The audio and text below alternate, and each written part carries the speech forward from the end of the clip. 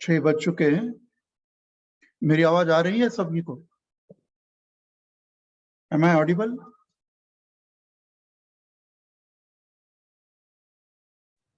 Yes sir. Yes sir. Okay, ठीक है। अभी 6 बज चुके हैं। हम अपने वेबिनार को आज शुरू कर देते हैं। मैं सबसे पहले association for social and economic equality इस संस्था का आभार व्यक्त करता हूं। सोशल ऑर्गेनाइजेशन है ये। लगातार 85 वेबिनार आज तक उन्होंने अरेंज किया है। आज का हमारा वेबिनार 86वां वेबिनार है। मैं आप सभी का स्वागत करता हूं वेबिनार में शरीक होने के लिए। सबसे पहले आज के जो स्पीकर है ऑनरेबल डॉक्टर श्यामलाल जेडिया सर, भूतपूर्व उपकुलपति पटना विश्वविद्यालय तथा x professor of sociology Jodhpur विश्वविद्यालय, बहुत ही गहरे स्कॉलर हमारे देश के हैं। मैं उनका स्वागत करता हूं। डॉक्टर श्यामलाल जेडिया सर, आप अभी ज्वाइन हो गए?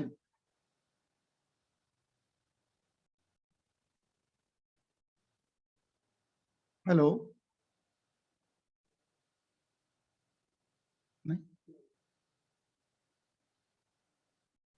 आज के वेबिनार के चेयरमैन है Padmashri professor doctor Sukhdeo Thorat sir, former chairman of UGC and ICSSR New Delhi and president of association for social and economic equality.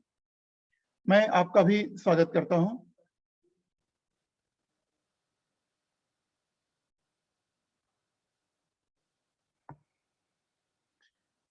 फिर से मैं आप सभी का स्वागत करता हूं साथियों।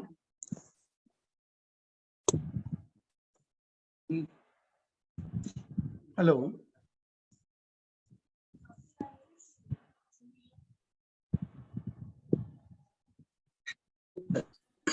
हाँ, डॉक्टर श्यामलाल सर। हेलो।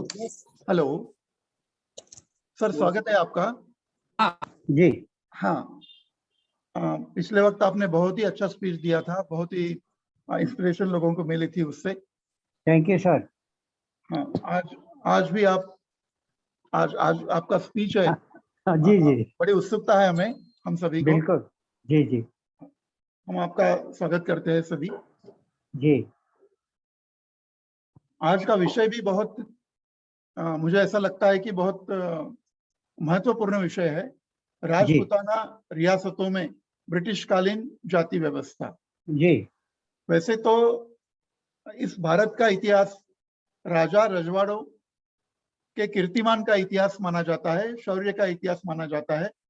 जी और एक बात और उसमें छिपी हुई है जो हमें दिखाई नहीं देती स्पष्ट जी। रूप से, लेकिन हमारे भारत का इतिहास सही मायने में जाति व्यवस्था के वर्णन का इतिहास है। जी ये भी एक बात है। तो हम देखते हैं कि डॉक्टर बाबा साहब आम्बेडकर ने हमें एक नारा दिया था, शिक्षित बनो, संगठित रहो तथा संघर्ष करो।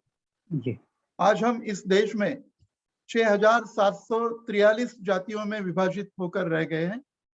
जी बाबा साहब के द्वारा निर्मित संविधान के अनुसार हमने शिक्षा ग्रहण करने का अधिकार प्राप्त कर लिया है कुछ हद तक।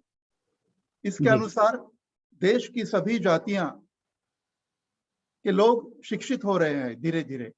जी भले ही सुशिक्षित न रहे हो, ऐसा एक निष्कर्ष सामने आता है, जी लेकिन लिखने पढ़ने एवं थोड़ी बहुत दूरदर्शिता को समझने लायक हम सभी जातियों ने शिक्षा को ग्रहण किया है। इन सभी 6,743 जातियों के संगठन बन चुके हैं। सभी जातियों के लोग दूसरी जातियों के लोगों को देखकर अपनी अपनी जाति के संगठन बना रहे हैं। हर जाति के संगठन आज अपनी जाति विशेष को कुछ सुविधा मिले, इसके लिए भी संघर्ष कर रहे हैं। कोई भी जाति आत्मसम्मान और स्वाभिमान से जीने के लिए वर्ण जाति एवं सरनेम को भी समाप्त किया जाए, इसके लिए कोई संघर्ष नहीं कर रही है। इसका जी। कारण है कि हर जाति जो अपमान से जी रही है, उन्होंने यह समझ लिया है कि जातियां समाप्त हो ही नहीं सकती, क्योंकि उन्हें यह पता नहीं है कि जातियां कैसे बनी।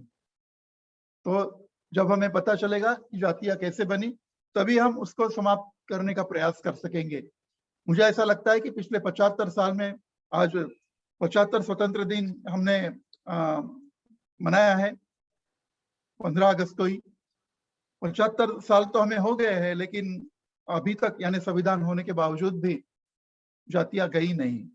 वो जातियां क्यों नहीं जाती, इसके ऊपर और आज हम देखते हैं कि जातियां कैसे मिटेगी, ये हमारे सामने बहुत बड़ा सवाल है, जिसका जवाब हमें मिल नहीं पाया अभी तक। मुझे ऐसा लगता है कि कोई कलेक्टिव एक्शन इसके संदर्भ में हुई नहीं, ये उसकी वजह होगी। लेकिन हम जब ब्रिटिश रियासतों को यानी मतलब राजपूताना रियासतों को जब देखते हैं, तो कभी कभी हम बड़ा गर्व इनका करते नाम हैं। क्या है? जी जी, चलिए सर। Yes sir. हम बड़ा गर्व करते हैं कि बहुत यानी राजस्थान है या उधर जो पंजाब है, वो लोग बहुत मतलब शौर्य से भरे हुए रहते हैं, बहुत बड़ी बड़ी मूछें उनकी होती है, बड़ा अच्छा लगता है। लेकिन और अभी जैसे कि हमने हमारे बचपन से देखा है कि हम जब इतिहास पढ़ते हाँ। हैं तो इतिहास बड़ा रोचक होता है, अच्छा लगता है।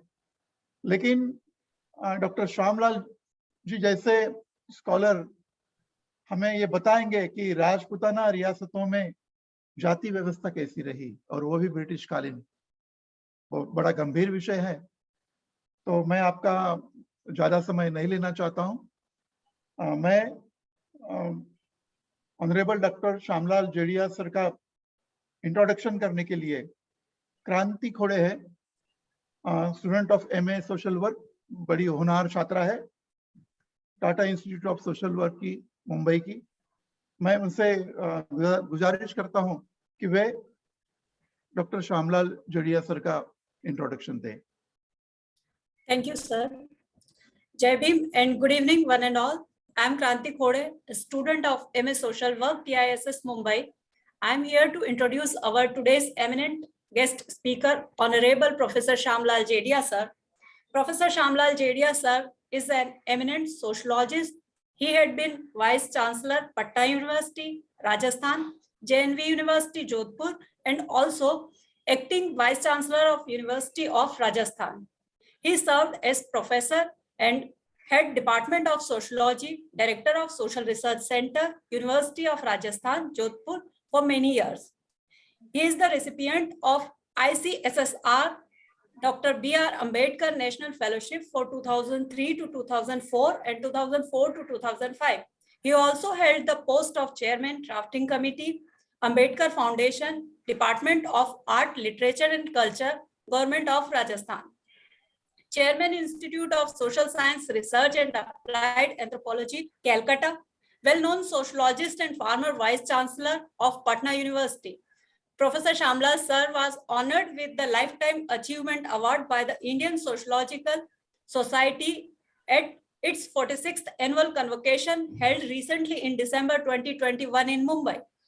Professor Shyamlal sir is a prolific writer having credited over 22 books and more than 50 research papers. Professor Shyamlal sir is an eminent sociologist. He had been Vice Chancellor, Patna University, Patna Janvyas University, Jodhpur, and acting Vice Chancellor, University of Rajasthan, Jaipur. He has been awarded with the Lifetime Achievement Award by the Indian Soulofist Society at convention held in December 2021. So, this was a brief introduction of Professor Shyamlal Jedia, sir. I welcome you again, sir. Now over to Dr. Gautam Kamble, sir. Thank you. Thank you so much. Thanks a lot क्रांति। मैं अभी doctor Shyamlal जेडिया sir से अनुरोध करता हूं इस विषय पर अपना विश्लेषण दें।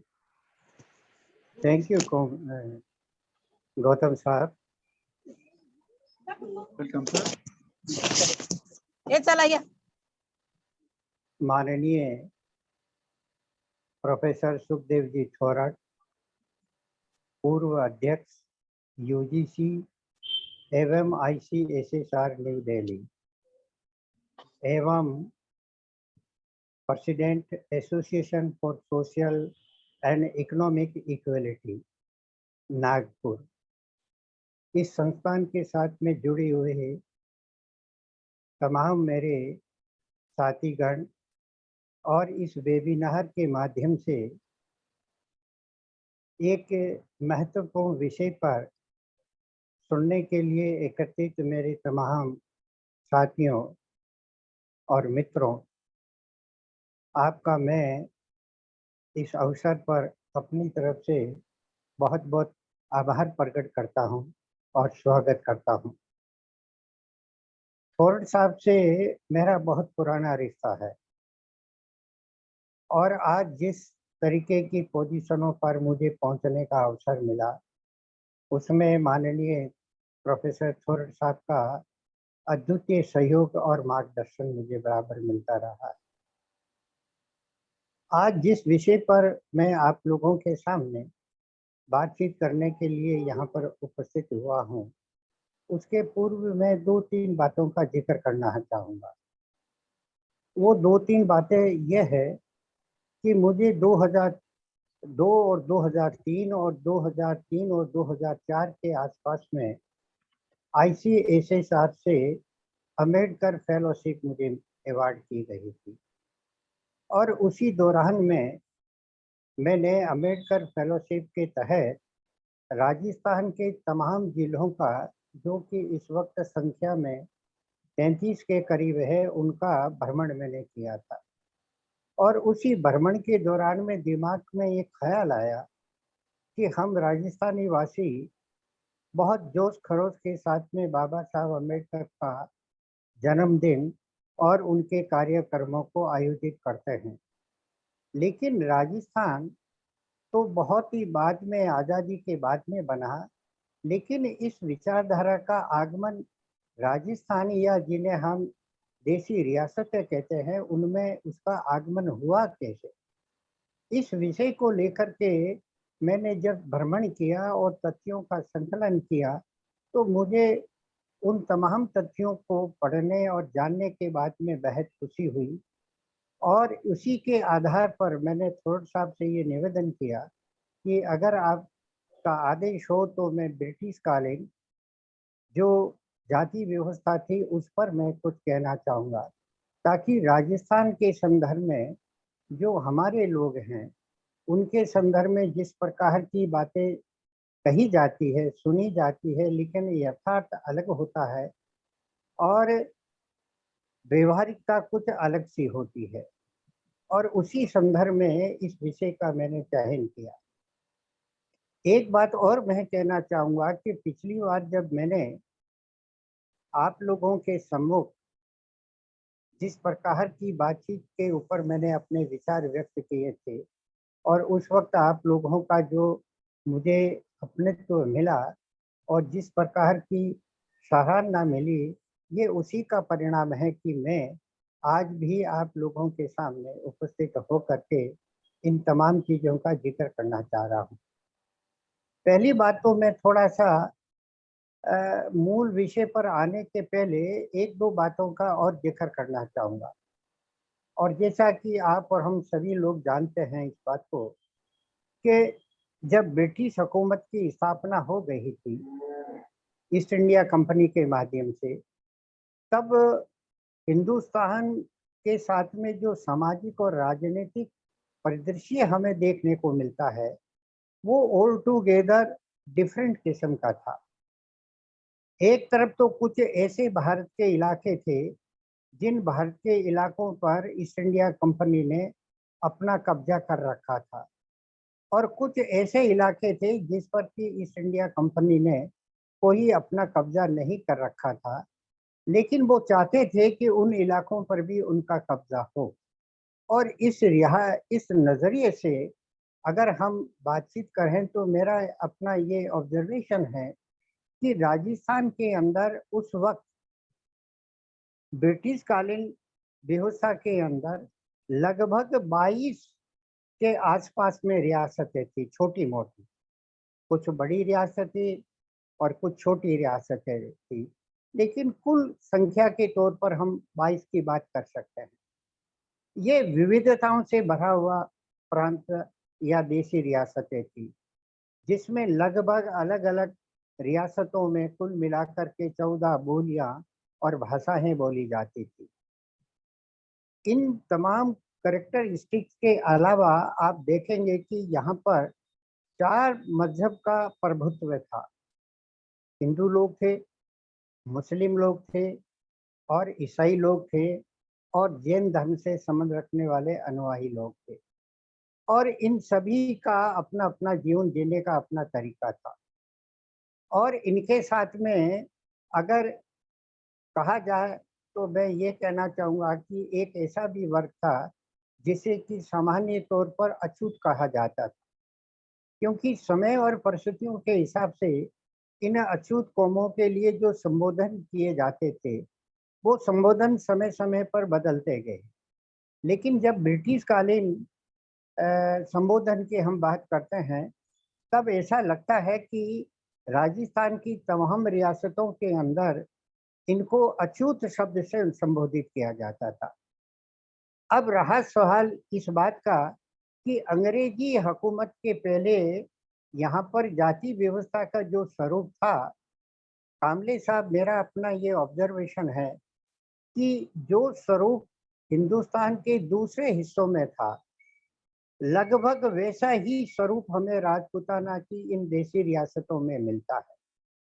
क्योंकि एक रीजन से दूसरे रीजन में थोड़ा बहुत फर्क जरूर आता है, लेकिन जाति व्यवस्था की जो कठोरता थी, जो कठोरपन था, जो इंसान और इंसान के बीच में भेद करने की जो प्रवृत्ति दिख रही थी, वो प्रवृत्ति चाहे राजपूताना की रियासतों के संदर्भ में देखने को मिले और चाहे आपके हिंदुस्तान के दूसरे इलाकों में देखने को मिले, उनमें कोई ज्यादा फर्क नहीं था।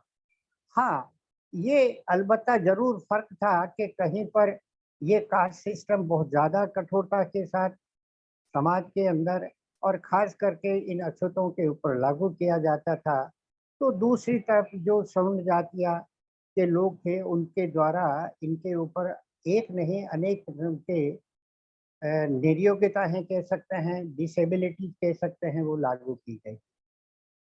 राजपूताना के संदर्भ में मेरा आपसे ये आग्रह होगा या मैं तमाम पार्टिसिपेंट से ये आग्रह करना चाहूँगा कि जब मैं पीएचडी का वर्क कर रहा था तो मुझे लगा कि राजपूताना की रियासतों के अंदर जाति व्यवस्था अपेक्षाकृत ज्यादा कठोर थी बनिस्बत की दूसरे इलाकों के। वो इस मायने में कि मैं भी जब अपने बाल्यकाल के अंदर था तो हमें पढ़ने की इजाजत नहीं थी। पाठशालाओं के अंदर हम लोग जा करके पढ़ नहीं सकते थे, अछूत कौम के चाहे कोई भी तबके का कोई विद्यार्थी हो, लेकिन वो नहीं पढ़ सकता था।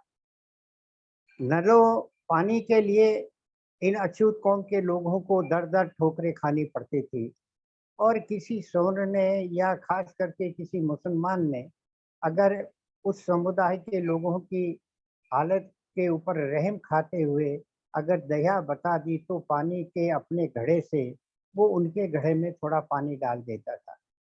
तो इस तरीके से चाहे शिक्षा जगत की बात हम करें, चाहे मंदिर और मस्जिदों की बात करें, तो इन सब के ऊपर इतना कठोर प्रतिबंध था कामले साहब कि समाज के लोगों की हिम्मत नहीं हो सकती कि उस वक्त किसी तरीके का विद्रोह किया जाए। लेकिन इतना जरूर है कि राजपूताना की जो रियासतें थी, उन रियासतों के अंदर आपके मराठा और आपके पठान, ये लोग राजपूताना रियासतों की जो समृद्धिशाली थी, उस समृद्धिशाली के कारण प्राय अटैक करते थे, लूटने की नीयत से इन देशी रियासतों में वो आते थे और जितना भी सोना चांदी या पैसा टक्का वो बटोर सकते थे वो बटोर लेते और जो फसलें खड़ी होती थी उनको वो नष्ट कर करके और अपने लूट मार करके वापस अपने स्थानों पर लौट जाते थे। तो रियासतों के जो महाराजा होते थे वो इस प्रकार की परिस्थिति से काफी परेशान थे, और एक तरफ रजवाड़ों की या महाराजाओं की परेशानी उनके सामने थी, तो इधर ईस्ट इंडिया कंपनी के सामने ये एक चैलेंज था कि हिंदुस्तान के अधिकांश हिस्सों पर उन्होंने अपना साम्राज्य कायम कर लिया था, लेकिन इन देशी रियासतों के ऊपर उनका कोई कब्जा नहीं हो रहा था। तो दोनों तरफ से पहल हुई। कंपनी चाहती थी कि बगैर खून खराबा किए हुए अगर राजी खुशी देशी रियासतें हमारी अधीनता को स्वीकार कर ले तो हमारे लिए एक बहुत बड़ा प्लस पॉइंट होगा। इधर देशी रियासतों के लोगों का ये ख्याल था कि ये रोजमर्रा के मराठा लोग और पठान लोग आकर के जिस तरीके से हमारे यहाँ लूट मार करते हैं, जान और माल का नुकसान पहुंचा रहे हैं, खड़ी फसलों को नुकसान कर देते हैं, तो हमें कहीं से कोई प्रोटेक्शन मिल जाए तो ज़्यादा अच्छा होगा। तो दोनों तरफ की पहल के कारण 1817 के अंदर जो है कि ईस्ट इंडिया कंपनी ने अपनी जो है एक प्रपोजल इन देशी रियासतों के सामने रखा, और 1857 के अंदर कोटा की जो रियासतें थी उस रियासत के महाराजा ने उस संधि के ऊपर पहली बार उन्होंने हस्ताक्षर किए, और इस तरीके से ईस्ट इंडिया कंपनी का प्रवेश होता है राजपूताना की रियासतों में 1857 के आसपास। जब कोटा की रियासत ने अपने सिग्नेचर कर दिए तो बची कुची जो दूसरी रियासतें थी उन रियासतों के ऊपर भी इसका प्रभाव पड़ा, और नतीजा ये निकला कामले साहब कि उन लोगों ने जो है कि नहीं 1818 के अंदर एक संधि पर हस्ताक्षर किए, जिस हस्ताक्षर के परिणाम स्वरूप इनको मराठों से और पठानों से जो लूटमार और परेशानी होती थी उससे उनकी मुक्ति मिली। और इस तरीके से मैं ये कह सकता हूँ कि ब्रिटिश साम्राज्य की एक घुसपैठ इन देशी रियासतों के अंदर 1818 के अंदर होती है।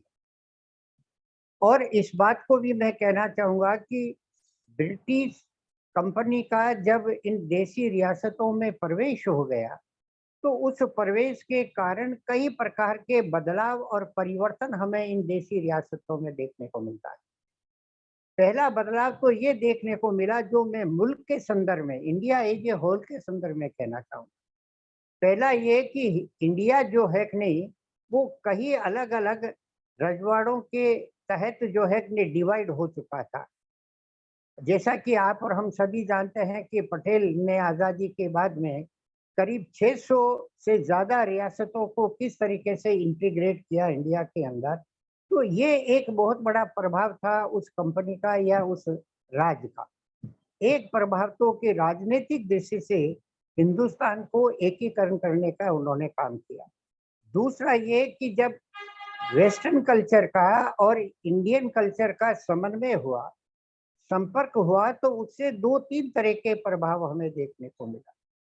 पहला प्रभाव तो ये मिला कि आम जनता के अंदर एक जन जागृति का दौर शुरू हुआ, क्योंकि वेस्टर्न एजुकेटेड लोगों ने हिंदुस्तान के अंदर जिस प्रकार का जाति व्यवस्था का स्वरूप देखा था और जिसके कारण एक इंसान से दूसरे इंसान के साथ जो व्यवहार होता था वो पशु से भी घटिया किस्म का होता था, और इसलिए उनके दिल और दिमाग में आया कि हम लोग भी अपने मुल्क के अंदर इस प्रकार की एक चेतना को विकसित करें।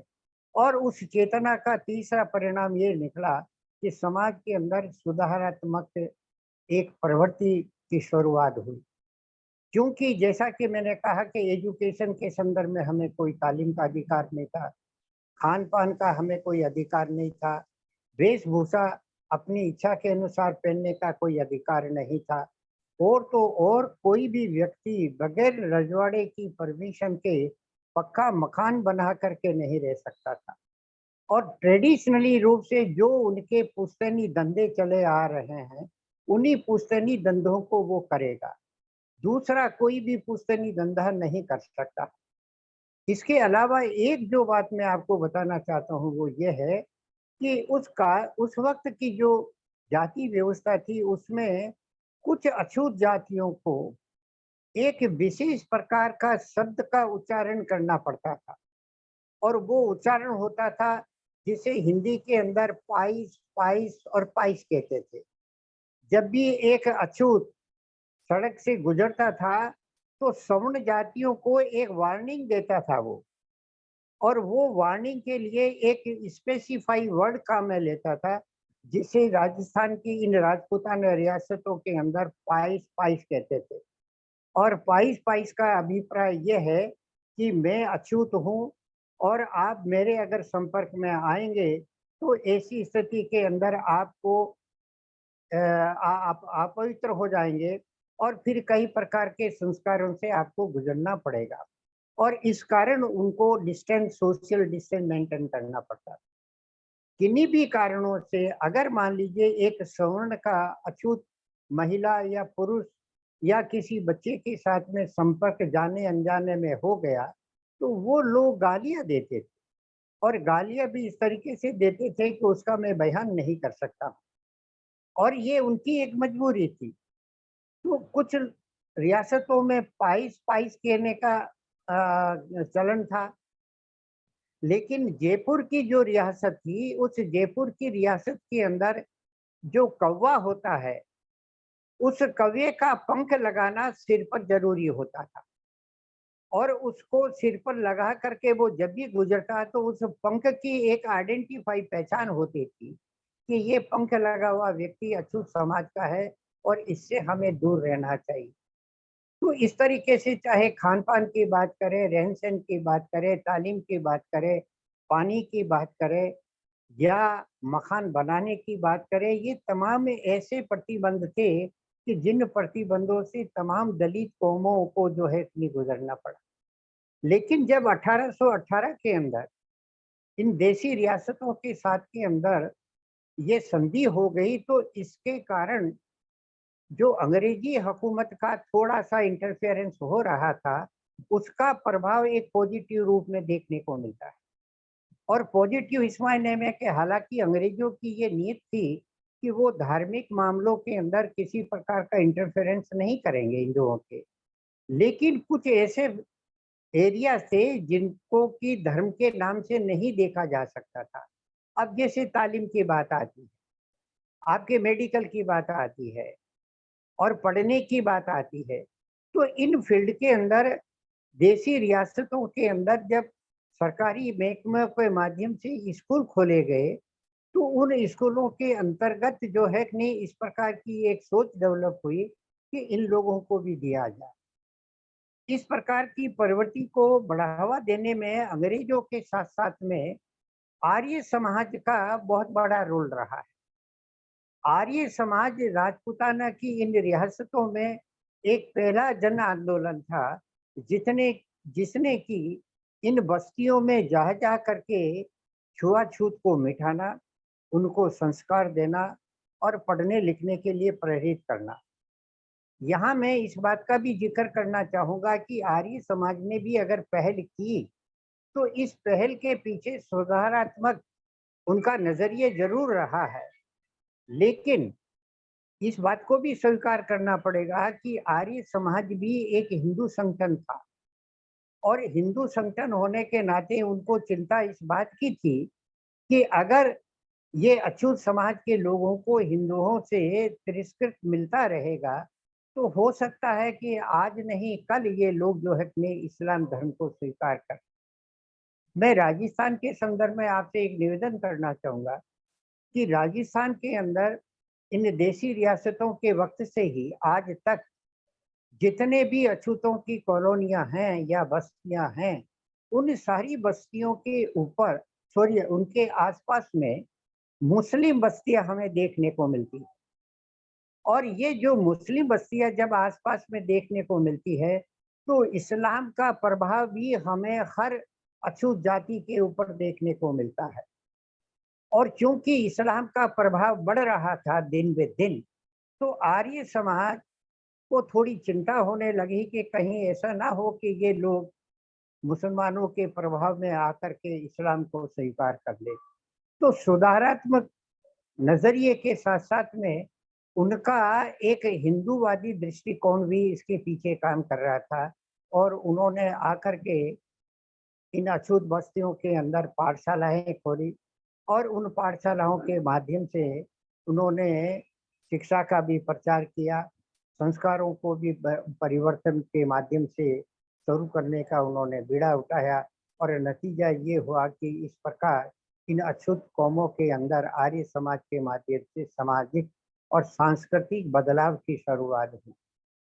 अब एक बात और मैं कहना चाहता हूँ कि ये दौर चल ही रहा था, और बाद में जब अम्बेडकर साहब अपनी विदेशी तालीम लेकर के हिंदुस्तान लौटे थे, तो उस वक्त कांग्रेस के माध्यम से जो है कि देश को आजाद कराने का भी आंदोलन चल रहा था। और क्योंकि छुआछूत को मिटाने के लिए कांग्रेस ने अपनी तरफ से, जहां तक मेरी अपनी जानकारी है, तब तक कोई उन्होंने इस प्रकार का एजिटेशन आंदोलन शुरू नहीं किया था जिसमें अछूतों को, जो दोहरी गुलामी झेल रहे थे, पहले तो समाज के ऊंचे तबके जो सवर्ण जाति के थे उनकी गुलामी झेल रहे थे, और उनके ऊपर उनके जो मास्टर बैठे थे ये ब्रिटिश लोग, उनकी गुलामी भी झेल रहे थे। तो दोहरी गुलामी को हम लोग झेल रहे थे। उस दोहरी गुलामी को झेलने के लिए या उनको दूर करने के लिए अम्बेडकर साहब ने जब ब्रिटेन से लौटने के बाद, अमेरिका से लौटने के बाद, राउंड टेबल कॉन्फ्रेंस के अंदर जब सेपरेट इलेक्टोरेट की बात जब उन्होंने कही और उनको सारे तथ्यों से अवगत करवाया, तो जैसा कि आप और हम सभी जानते हैं कि उस वक्त के तत्कालीन प्राइम मिनिस्टर ने बाबा साहब की इस रिक्वेस्ट को स्वीकार कर लिया, और उस स्वीकार का नतीजा ये हुआ कि हमें जो है कि सेपरेट इलेक्टोरेट, जिसे कि कम्युनल अवार्ड कहते हैं, वो प्राप्त हो गया। लेकिन जैसा कि इतिहास के पन्नों में इस बात का भी दर्ज है कि गांधी को ये चीज रास नहीं आई, और जब उनको ये लगा कि ब्रिटिश हुकूमत ने इस प्रकार का कोई निर्णय ले लिया है, तो उस निर्णय को बदलने के लिए या उसको नकारने के लिए उन्होंने आपके पूना शहर की जो यरवदा जेल है, यावला जेल, उसी के अंदर उन्होंने आमरण अनशन शुरू कर दिया। तो पूना एक महीने के अंदर अगर देखा जाए तो हिंदुस्तान के अंदर अछूतों की जागृति और चेतना का केंद्र भी रहा है। तो साथ ही साथ गांधी के द्वारा उठाया गया ये कदम भी हमारे लिए कुठाराघात के तौर पर साबित हुआ, और गांधी के इन प्रयत्नों के कारण आप देखते हैं कि पूना पैक्ट होता है, और पूना पैक्ट के परिणाम स्वरूप जो कुछ भी बाबा साहब ने प्राप्त किया था वो उस रूप में तो हमें नहीं मिल पाया, और पूना पैक्ट के कारण बहुत सारी चीजों के अंदर हमें खोना भी पड़ा। इस पूना पैक्ट ने ही हमारी जिस प्रकार की सोच थी उस पर कुठाराघात किया, और 1932 के अंदर ही महात्मा गांधी ने इस बात का समझौता करते वक्त में ऐलान किया था कि मैं इन अछूतों की स्थिति को सुधारने के लिए या छुआछूत को खत्म करने के लिए मैं इंडिया के अलग अलग प्रांतों का दौरा करूंगा, और अपने हिंदू भाइयों से इस छुआछूत को खत्म करने की एक पहल करूंगा। आज नतीजा क्या होगा? मुल्क आज़ाद भी हो गया, मुल्क की आज़ादी के 75 साल भी गुजर गए, लेकिन जो छुआछूत का दौर आदिकाल से चला आ रहा था वो आज भी चल रहा है। तो ब्रिटिश हुकूमत के कारण थोड़ा प्रभाव जरूर पड़ा था हमारे आर्थिक, सामाजिक और शैक्षणिक स्थिति पर, लेकिन पूना पैक्ट के कारण इस प्रकार की तमाम चीजों के ऊपर थोड़ा सा विश्राम भी हमें देखने को मिलता है। और उसी दौरान के अंदर 1932 के अंदर जब हरिजन सेवक संघ की स्थापना हो जाती है, तो जगह जगह और खास करके राजपूताना की इन देसी रियासतों के अंदर हरिजन सेवक संघ की स्थापना की जाती है, और हरिजन सेवक संघ की स्थापना के कारण जो है इन कांग्रेसियों के द्वारा, कांग्रेस कार्यकर्ताओं के द्वारा अलग अलग बस्तियों में जाकर के और उनको शिक्षित करना, उनको छुआछूत से संबंधित जो है स्लोगन लगवाना, और एक उनको अच्छी संस्कार दे करके आगे बढ़ाने की बात की। लेकिन वो मिशन भी कितना कारगर सिद्ध हुआ ये तो एक अलग सा इशू है, लेकिन उसका प्रभाव जरूर पड़ा अछूत कौमों के ऊपर। और इस तरीके से इन अछूत कही जाने वाली जातियों के अंदर पढ़ने लिखने का एक दौर शुरू हुआ। अब एक बात मैं और कहना चाहता हूँ कि 32 से लेकर के 35 के बीच में इस हरिजन सेवक संघ की जो स्थापना हुई थी, उसका एक सकारात्मक प्रभाव जरूर पड़ा। और जैसा कि कामले साहब आपने भी अपने संबोधन में कहा कि शिक्षा ही एक ऐसा साधन है जिसके कारण कि हम अछूतों की आर्थिक, सामाजिक और शैक्षणिक स्थिति को सुधार सकते हैं। और जब ये सारी चीजें हो रही थी तो कई ऐसे संगठन भी बने इन देशी रियासतों के अंदर, जिन्होंने कि अलग अलग बस्तियों में जाकर के इन तमाम चीजों का प्रचार और प्रसार किया। लेकिन 40 से लेकर के 1940 से लेकर के 1946 के बाद में आर्य समाजों के द्वारा या कांग्रेस के हरिजन सेवक संघ के द्वारा जो प्रचार किया गया छुआछूत को मिटाने का, शिक्षा जगत को लेकर के मंदिरों में, होटलों में प्रवेश करने का और देशी रियासतों के माध्यम से देश को आजाद कराने का अभियान किया, उसका नतीजा जरूर हमें देखने को मिला कि हर कौम ने आगे चल करके 1940 से लेकर के 1945 के बीच के अंदर जो है कि अपने जातीय संगठन बनाए। जैसे राजस्थान के संदर्भ में जब मैं बात करता हूं तो मैं ये बताना चाहूंगा आप लोगों को कि राजस्थान के अंदर करीब 7 ऐसी कम्युनिटीज हैं अछूतों की जो काफी संख्यात्मक दृष्टि से, राजनीतिक दृष्टि से और आर्थिक दृष्टि से थोड़ी सक्षम है, सबल है। तो इन जातियों ने उस राष्ट्रीय आंदोलन के दौरान में आर्य समाजों के प्रयास से या दूसरे सामाजिक संगठनों के माध्यम से समाजवादी जो तबका था उस वक्त, उनके प्रयासों के कारण इस प्रकार की एक सोच डेवलप हुई और हर जाति ने अपने अपने अलग से संगठन काबिज किए। जैसे हमारे यहाँ एक रेगर कम्युनिटी है। ये रेगर कम्युनिटी राजस्थान के बाहर भी है और जैसा कि दिल्ली के अंदर तो एक रेगरपुरा अलग से ही बसा हुआ है। तो ये रेगरपुरा जो दिल्ली में बसा हुआ है, ये तमाम वो लोग हैं जो एक वक्त में देशी रियासतों के अंदर निवास करते थे, लेकिन जब उनके ऊपर एट्रोसिटी होती थी, अत्याचार होता था, तो उस अत्याचार के कारण जो है कि उनको पलायन करना पड़ा। और पलायन भी करने के लिए दिल्ली उनके नजदीक में थी, इसलिए वो दिल्ली में जाकर के बसे और आज जो है कि रेगरपुरा हमें देखने को मिलता है। तो इस तरीके से रेगरों ने अपना एक अलग से संगठन कायम कर लिया। इसी तरीके से जिसे मोटे पर चमार कम्युनिटी के नाम से राजपूताना के रियासतों में जो समुदाय जाना जाता है, उन्होंने अपना नाम बदल करके बेरवा रख लिया और बेरवाओं ने भी अपना संगठन अलग बना लिया जो आज ऑल इंडिया लेवल का संगठन बना। इसी तरीके से जिसे अपन मैथर कहते हैं, सुपर्स कहते हैं, इन्होंने भी आज़ादी के दौरान में राजपूताना मैथर मजदूर संघ बना लिया था। और ये कौम भी अपने संगठनों के माध्यम से आर्थिक दृष्टि से, सामाजिक दृष्टि से जो एट्रोसिटी होती थी उसका वो विरोध करते थे और जगह जगह फेरी लगाते थे।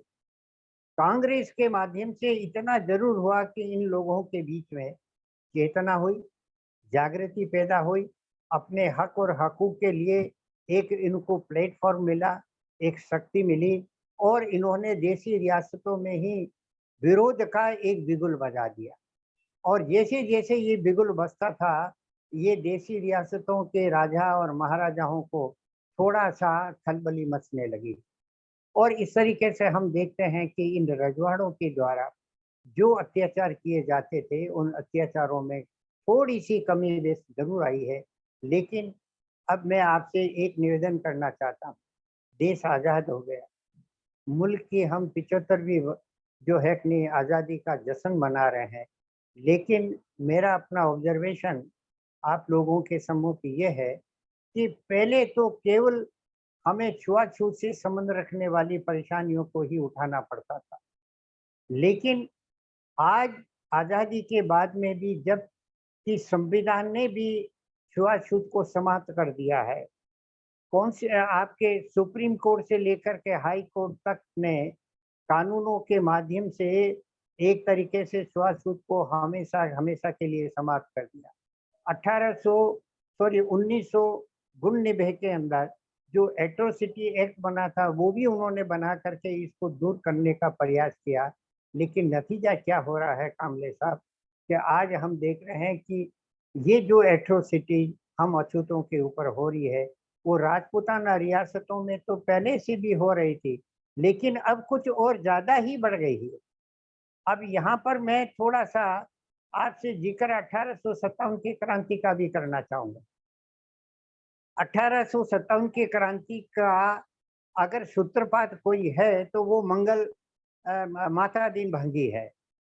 माता दीन भंगी ने ही मंगल पांडे से पानी का लोटा मांगा था और मंगल पांडे ने कहा कि मैं तुम्हें लोटा पानी पीने के लिए नहीं दे सकता, और तब जाकर के माता दीन ने जिस प्रकार का एक व्यंग्यात्मक बात उसको कही वो उसके तन बदन को लग गई, और वो इसलिए लग गई कि सेना के अंदर हिंदू भी थे और मुसलमान भी थे।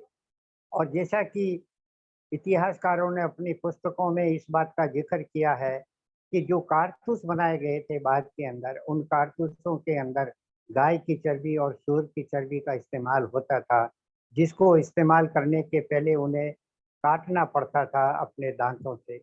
और इस तरीके से हिंदू और मुसलमानों की जो धार्मिक भावनाएं थी उनको वो नुकसान पहुंचाता, और उस नुकसान की पहुंचने की बात से ही आहत होकर के मंगल पांडे ने जो है वो ब्रिटिश अधिकारियों के ऊपर फाइट करके उनको एक तरीके से मौत के घाट उतार दिया।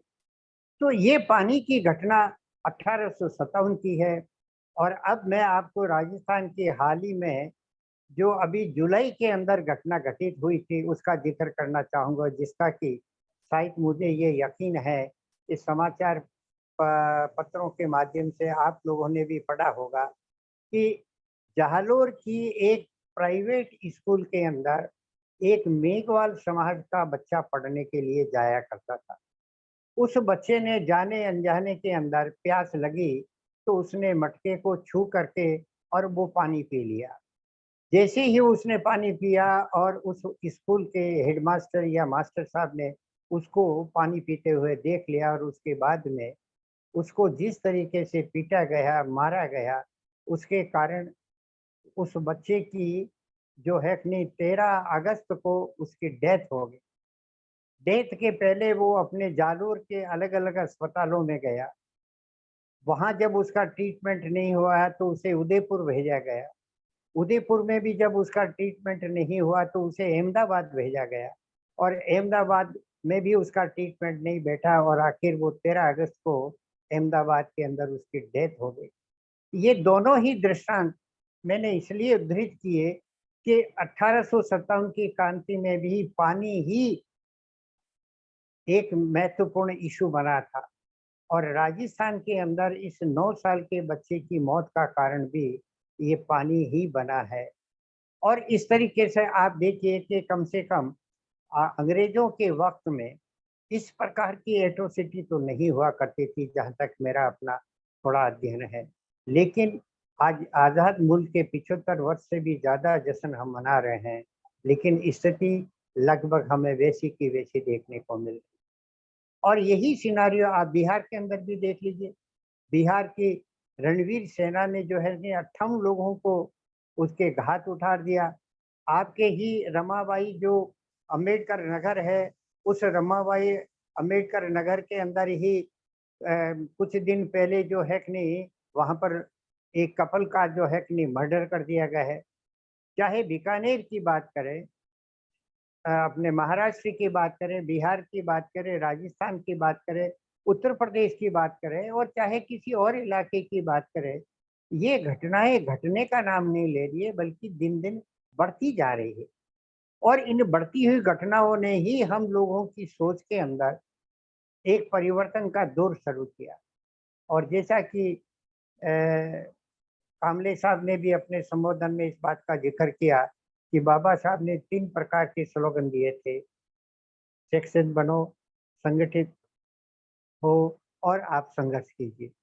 शिक्षित भी हम हो गए हैं, संघर्ष भी हम कुछ सीमा तक कर रहे हैं, लेकिन सबसे बड़ी बात है कि अम्बेडकर साहब का राजपूताना की रियासतों में कभी आना नहीं हुआ था कामले साहब, लेकिन उनकी विचारधारा का एक्सपांशन इन देशी रियासतों में करने का श्रेय अगर जाता है, एक तो पूना को जाता है और दूसरा उत्तर प्रदेश को जाता है।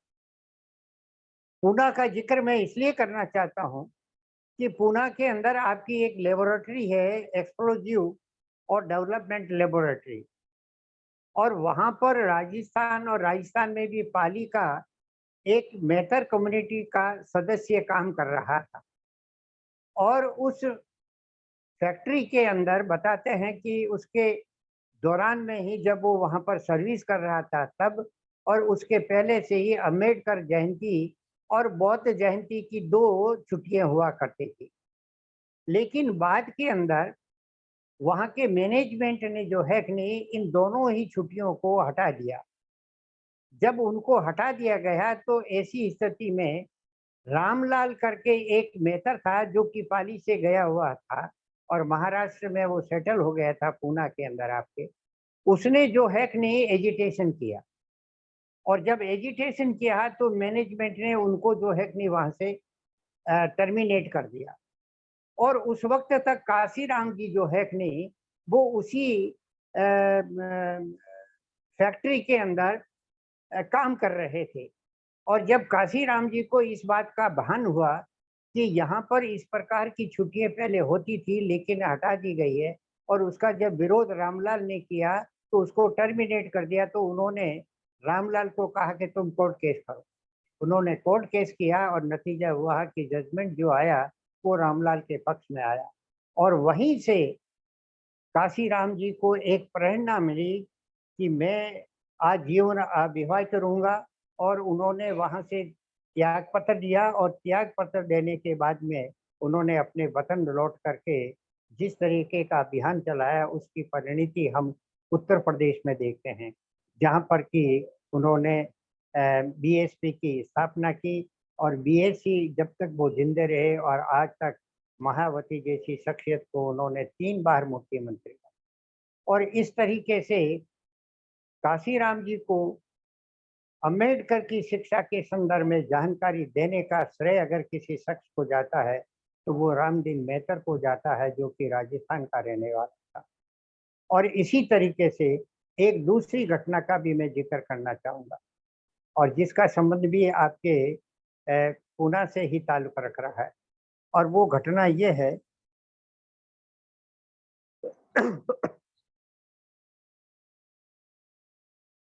और वो घटना ये है कि एक वक्त था जब अम्बेडकर साहब को उत्तर प्रदेश के अंदर, और खास करके जो आपका आगरा का जो एरिया है, उस एरिया के अंदर बाबा साहब प्राय आया जाया करते थे। उसका प्रभाव ये पड़ा कि मुल्क जब आज़ाद हो गया, और मुल्क की आज़ादी के बाद में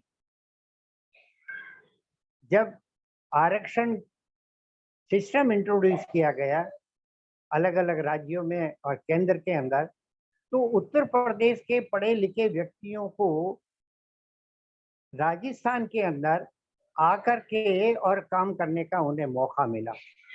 उसका परिणाम ये हुआ कि बाबा साहब की विचारधारा से जो यूपी के लोग प्रभावित हुए थे, वो जैसे जैसे केंद्रीय सरकार के कर्मचारियों के तौर पर, अधिकारियों के तौर पर जो राजस्थान में आए, उन्होंने ही इनको जो है कि नहीं अम्बेडकर के मिशन के बारे में, उनके आइडियोलॉजी के बारे में, उनके विचारों के बाबत में अवगत कराया। और उसका नतीजा ये हुआ कि जोधपुर के अंदर, आपके अजमेर के अंदर, बीकानेर के अंदर, और जयपुर जो कि राजस्थान की कैपिटल है, यहाँ उत्तर प्रदेश के आए हुए इन अम्बेडकरवादियों के कारण जो है कि नहीं अम्बेडकर की विचारधारा का एक्सपांशन हुआ, फैलाव हुआ, और आज अम्बेडकर के नाम पर एक राजस्थान के अंदर संस्था बनी हुई है जिसे अम्बेडकर वेलफेयर सोसाइटी के नाम से संबोधित किया जाता है। ये संस्था भी स्थापित करने का श्रेय आपके उत्तर प्रदेश के एक धानुक जाति के चन्नू लाल को जाता है। चन्नू लाल रेवेन्यू सर्विसेज का अधिकारी था और उसकी पहली पोस्टिंग बीकानेर में हुई और बीकानेर के बाद में उसको जयपुर के अंदर ट्रांसफर कर दिया गया। यहाँ आने के बाद में उस चुन्नी लाल ने देखा कि हमारे कर्मचारी और अधिकारियों को यहाँ की हुकूमत को ज़्यादा तवज्जो नहीं दे रही है, तो उन्होंने उस वक्त के मुख्यमंत्री और मंत्रियों से सलाह मशविरा करके जितने भी आईएएस और आईएएस अधिकारी थे उनको उन्होंने बुला करके एक संगठन बनाने का अभियान शुरू किया और उसके परिणाम स्वरूप 1979 के अंदर यानी 79 के अंदर अम्बेडकर वेलफेयर सोसाइटी का गठन हुआ, जो पूरे राजस्थान के अंदर इस संस्था के माध्यम से अम्बेडकर की विचारधाराओं का एक्सपेंशन किया जा रहा है। अब अंत में मैं आपके ऑर्गेनाइजेशन के प्रति, फोर्ड साहब के प्रति और आपके प्रति अपना आभार प्रकट करना चाहता हूं, जिन्होंने मुझे बोलने का एक अवसर और दिया। और आप सभी को जय भीम, जय भारत। धन्यवाद सर, आपका सर। बहुत बहुत शुक्रिया। आपने बहुत अच्छा विश्लेषण किया है। आपने जाति व्यवस्था के यथार्थ तथा व्यावहारिकता को समझाया है हमें। मुझे ऐसा लगता है कि ये नए बच्चे जो आज इस वेबिनार में शरीक है, उनको बहुत सारी नई बातें मिली है। राजपूताना जाति व्यवस्था का संदर्भ देश के दूसरे इलाकों जैसा ही था, कुछ अलग नहीं था। ये जो बात है, ये भी एक इनके लिए नई बात है। इतना ही नहीं, वह देश के दूसरे इलाकों से जाति व्यवस्था राजस्थान में अधिक कठोर थी। जी। यह जानते हुए दुख भी होता है, लेकिन अभी पूरा देश ही उस तरह का ही है, लेकिन राजस्थान टॉप पर था या है, ये सुनकर थोड़ा सा दुख तो होता है, लेकिन है ये हमें सभी को भुगतना पड़ रहा है अभी भी। जी। और एक नई बात है कि मराठा तथा पठान राजस्थान में जाकर लूट मार करते थे। जी। ये सुनकर मतलब एक थोड़ा सा ताजुब हुआ कि हम ये ऐसा जानते थे कि हम लोग बहुत ही शरीफ है, लेकिन हालत इस तरह की नहीं है। इतिहास में बहुत सारी बातें या क्राइम महाराष्ट्र के लोग ने भी किया है, तो ये भी एक नई बात है। जरा बच्चों सुनो जरा, ये भी एक नई बात है। और एक बात आपने कही कि अछूत ब्रिटिश काल में भी दोहरी गुलामी झेल रहे थे। यानी हमें ऐसा लगता था कि ब्रिटिश काल अच्छा है, आपने उसके बाद में बताया, उसके पश्चात बताया कि ब्रिटिश यानी इस काल से आज का जो वर्तमान काल है उससे तो ब्रिटिश काल ठीक था जी। कुछ हद तक, लेकिन वहां भी दोहरी गुलामी थी। ये सुनकर थोड़ा सा आश्चर्य होता है हमें। और आपने ये बात एक अच्छा आपका एक निष्कर्ष है कि राजस्थान में जो एक 5 जातियां है, अछूत जातियां, तो वो आर्थिक, सामाजिक तथा राजकीय दृष्टिकोण से, संदर्भ से कुछ हद तक सबल थी, या मतलब सबल हुई थी जी। और वो विरोध भी करना जानती थी, तो ये एक अच्छी बात है। आज छुआछूत के साथ साथ एट्रोसिटीज का भी सामना हमें करना पड़ रहा है, ये तो बात सही है। छुआछूत खत्म नहीं हुई। एक छोटा सा उदाहरण मैं यहाँ पे देना चाहता हूँ कि एक कोई प्रोफेसर थे, वो अपने गांव में एक छोटा सा किंडरगार्टन खोलना चाहते थे, तो वो गए, तो एक रेडीमेड स्कूल वहां थी। महाराष्ट्र की बात कर रहा हूँ, नागपुर के इलाकों की बात कर रहा हूँ। जी। जी। तो वहां पर वो गए, उन्होंने एक मतलब ग्रांटेड स्कूल थी, वो खरीदना चाहा। बेचने वाले थे, लोग थे, तो उन्होंने पूछा कि आपका नाम क्या है, तो उन्होंने बताया। तो फिर उन्होंने बोला कि हम आपको स्कूल नहीं दे पाएंगे, थोड़ा सा प्रॉब्लम है। बाद में उनको पता चला कि वो बौद्ध थे, इसलिए बौद्धों को हम स्कूल नहीं देंगे। तो ये अभी तो ये एक प्रकार की छुआछूती है, और क्या है। बिल्कुल। हाँ, और कुछ नई बातें आपने जो बताई कि मतलब 1857 का जो एक विरोध दिखता है हमें, आंदोलन दिखता है, हम उसे स्वतंत्रता आंदोलन बोलते हैं। सही में वह स्वतंत्रता आंदोलन था ही नहीं, लेकिन बिल्कुल। हाँ हम बोलते हैं, लेकिन उनकी जो शुरुआत है, मतलब उनकी जो जड़ है, वो मात्राधीन भंगी को पानी न मिलने के कारण हुई थी। जी तो ये एक मेरे लिए भी बहुत नई बात है। और आज हम देखते हैं कि जुलाई के राजस्थान में जुलाई माह में जो घटना हुई जो बहुत दर्दनाक है, उसकी भी वजह पानी थी। मतलब हमें ऐसा लगता है कि छुआछूत आज तो है, आज भी है, बड़े पैमाने पर है, सिर्फ हमें वो दिखती नहीं है, इतनी ही बात है। तो ये सब जो बातें हैं, ये बातें बहुत नई आपने बताई। और एक और नई बातें बताई बच्चों, ये भी सुनो कि ऊना पैक्ट उत्तर प्रदेश और उसके बाद जो ये पूरा आंदोलन हुआ बीएसपी का, तो उसकी भी जड़ रामदीन महकर के उस केस में है। तो ये बहुत अच्छी बातें आपने बताई, हम आपका बहुत शुक्रिया अदा करते हैं। इसके बाद पार्टिसिपेंट्स हैं, उनके कुछ सवाल होंगे। चार्ट है, चार्ट बॉक्स में कुछ दिखाई दे रहा है मुझे, मैं जरा देख लेता हूँ सर। जी जी। तो आपका जो भाषण हुआ है उस पर एक बहुत अच्छी कमेंट आई है कि सर जय भीम विषय पर न्यायोचित और धारा प्रवाह भाषण आपका है, इसके लिए आपका हम धन्यवाद करते हैं। एक thanks sir. Pushpa Thorat ma'am ने एक सवाल किया है, वो सवाल करती है, what is the solution at this situation, attitude of high caste will not change. एक बार और रिपीट करता हूँ सर मैं, व्हाट जी इज जी the solution at this situation, attitude of high caste will not change. Sir, ये बहुत ही बेसिक सवाल जिस किसी ने पूछा है, और बहुत ही मैं समझता हूँ कि ऐसे इश्यूज पर थोड़ी खुल करके बातचीत की जाए तो ज़्यादा अच्छा है। जी अब मेरा निवेदन यह है कामले साहब के, देखिए, छुआछूत को खत्म करने का अभियान आज का नहीं है। ये अभियान शुरू होता है भगवान बुद्ध के वक्त का। जी भगवान बुद्ध के बाद में तो आज तक का अगर पीरियड देखा जाए तो 2500 वर्ष से भी ज्यादा का वक्त गुजर चुका है। और जैसा कि अम्बेडकर साहब ने भी गांधी जी के बीच में जब उनका संवाद हुआ था तो उन्होंने एक ही बात कही थी कि गांधी जी, इस धरती पर अनेकों संत और महात्मा आए हैं और उन सभी का एक ही लक्ष्य था कि ये छुआछूत खत्म हो जाए, लेकिन वो सब चले गए, लेकिन आज तक ये छुआछूत ज्यों की त्यों बरकरार है। एक बात। दूसरी बात मैं आपसे ये कहना चाहता हूँ कि साउथ इंडिया के एक बहुत ही ख्याति प्राप्त समाजशास्त्री हुए हैं और जिनका नाम है एम.एन. श्रीनिवास। एम.एन. श्रीनिवास ने अपनी जो किताबें लिखी हैं उस किताबों के अंदर उन्होंने इस बात का जिक्र किया है कि जाति व्यवस्था जो है वो हिंदू समाज की फाउंडेशन है।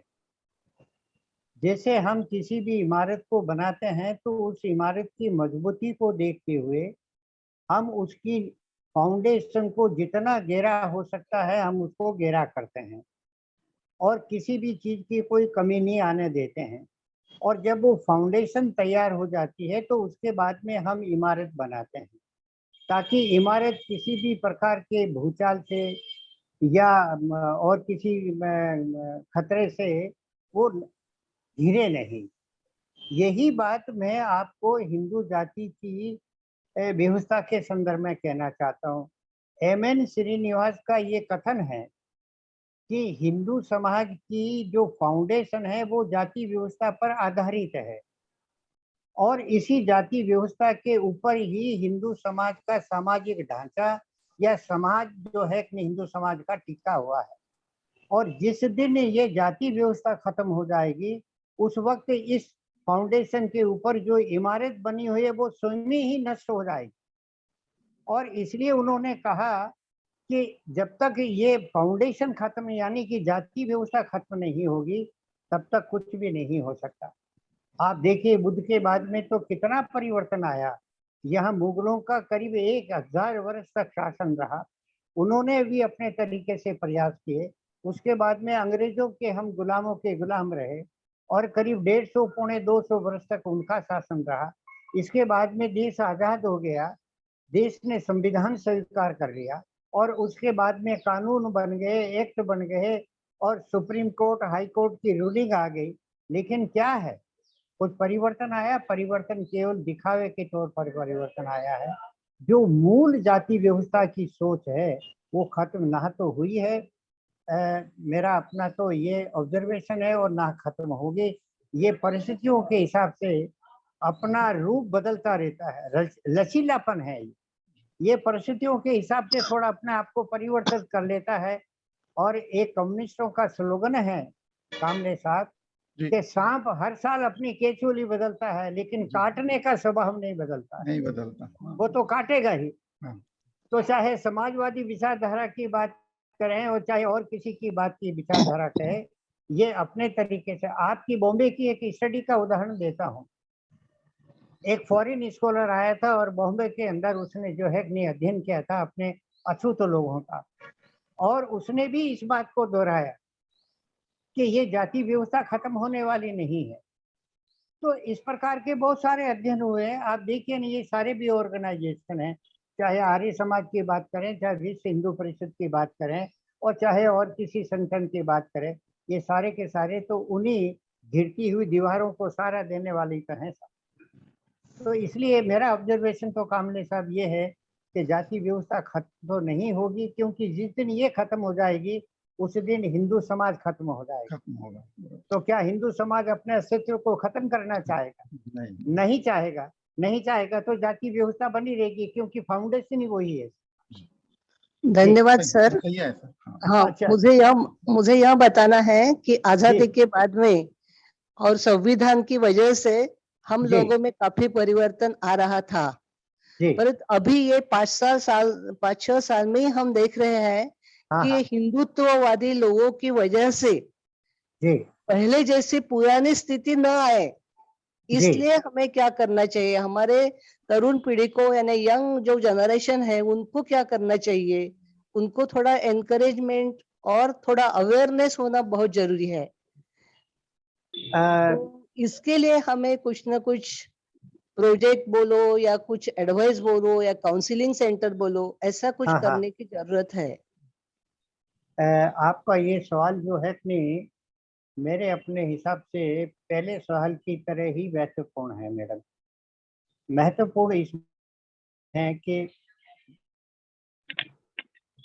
अ, इस हुकूमत का सेंटर के अंदर और राज्य के अंदर उदय हुआ है, उस दिन के बाद में पूरे मुल्क का जो वातावरण है वो किस तरीके का है, वो आपसे और हमसे कुछ छिपा हुआ नहीं है।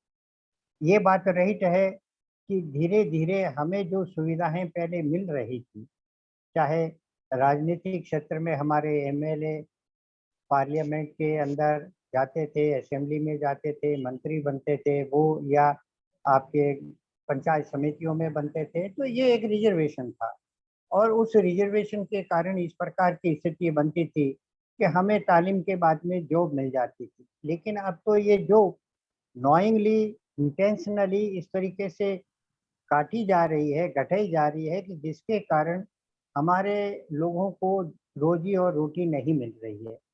मैं तो चूंकि राजस्थान का रहने वाला हूँ और मेरा मिशन यही है कि कॉन्टेम्परेरी जो हालात है समाज के, उसके अंदर किस प्रकार की स्थितियाँ इमर्ज हो रही है, उसको जब मैं देखता हूँ तो मुझे बड़ा अचंभा होता है कि हमारे एमए और बीए किए हुए पीएचडी धारक जो हैं या जिन्होंने बीएड कर ली है, वो दर दर की ठोकरें खा रहे हैं। और आज उनको ना तो प्राइवेट के अंदर और ना ही गवर्नमेंट के अंदर उनको कहीं जॉब मिल रही है। और जैसा कि कामले साहब आपने भी बताया जी कि नागपुर के अंदर एक प्राइवेट स्कूल था, उसको अपने लोग खरीदना चाहते थे, लेकिन जब उन्होंने बौद्ध धर्म की उसको जानकारी मिल गई तो वो उनको बेचने से मना कर दिया। ये जो इस प्रकार की जो सोच है, ये केवल आपके महाराष्ट्र तक सीमित नहीं है, बल्कि ये तो पूरे हिंदुस्तान के अंदर है। बल्कि आपकी महाराष्ट्र की एक स्टडी है जिसके अंदर ये बताया गया है कि अब छुआछूत का स्वरूप कैसे बदल रहा है। मैं आपके घर आता हूँ और चाय तो आपको पिलानी होगी, एक सामाजिक कर्तव्य है, मुल्क आज़ाद हो चुका है वगैरह वगैरह, लेकिन आप अपने चाय वाले को क्या कहेंगे कि जो मैं ब्रिटेन से अमेरिका गया था वहां से जो कप लाया था ना, उस कप में देना साहब। और मैं भूल जाता हूँ, इसलिए भूल जाता हूँ कि मेरे मेहमान ने तो मेरा स्वागत जो है कि अमेरिका के चाय प्याली के अंदर कर रहा है, लेकिन हकीकत है कि वो हमारे लिए अलग से रखा हुआ प्याला है, जिसको मेरी जगह अगर कोई दूसरा आएगा तो उसको भी उसी कप के अंदर वो चाय। तो ये स्थितियां बन रही है। अब तालीम का है तो आप देखिए, तालीम तो में तो गवर्नमेंट अपना हाथ ही छिड़क रही है। पहले कॉलेजेस थे, यूनिवर्सिटीज थी, अब सारी कॉलेजेस और यूनिवर्सिटियां खत्म होती जा रही है। नतीजा ये हो रहा है कि प्राइवेट स्कूलों में जाकर के पढ़ो, कॉलेजेस में पढ़ो, यूनिवर्सिटियों में पढ़ो, और हम लोगों की माली हालत इतनी नहीं है कि हम प्राइवेट स्कूल या कॉलेज या यूनिवर्सिटी में जा करके पढ़े। तो ये एक संकट का समय है। लेकिन ये बात रही है कि हम लोगों को बदले हुए हालात के साथ में तालीम पर तो अपनी जोर देनी ही होगी। बगैर तालीम के हम कुछ भी नहीं कर सकते। दूसरी तरफ अभी जो है कि नहीं, एक चंद्रभान करके एक शेड्यूल कास्ट के ही अपने व्यक्ति हैं जो कि टाइम्स ऑफ इंडिया या इंडियन एक्सप्रेस में बराबर कॉलम लिखते रहते हैं।